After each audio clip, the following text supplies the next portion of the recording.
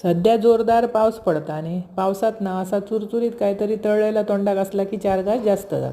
आज मी करते अळवडे। अळवड्याची पानं आणलं, स्वच्छ धुतलं, देठ कापले आणि पाठचो देठ ना असं लाटणीन ठेचून घेतले।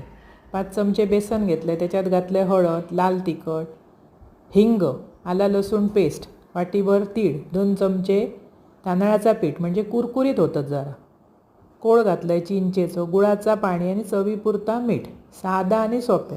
व्यवस्थित सगळा मिक्स करायचा आणि आपण पिठी कशी कोलसवतो तसा कोलसून घ्यायचा। त्याच्यानंतर अळवाचा पान उलटा घ्यायचा आणि असं पातळ पीठ टेका लावून घ्यायचं। जास्त जाड लावायचा नाही म्हणजे तळताना ना कच्ची राहतं। एक पान उलटा घातलंस की वरचा सुलटा म्हणजे वळकटी होता बरी, व्यवस्थित ती ना गुंडाळूक मिळतं। पातळ सगळा पीठ लावून घ्यावा।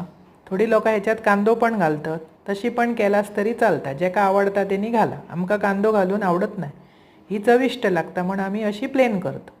व्यवस्थित सगळा पीठ लावून घेतलास की घट्ट वळकटी वळायची। थोडी दोऱ्यान पण बांधून उकडतात, आम्ही वळतानाच घट्ट वळतो म्हणजे मस्त ना घट्ट होता ती आणि तळताना मस्त त्याचे काप येतात। व्यवस्थित वळकटी झाली, त्याच्यानंतर एका ताटलेक लावले तेल, त्याच्यावर ठेवलं अळवाची वळकटी आणि डायरेक्ट कुकराक लावून 3 शिट्यो काढून घेतलं म्हणजे मस्त शिजान येता।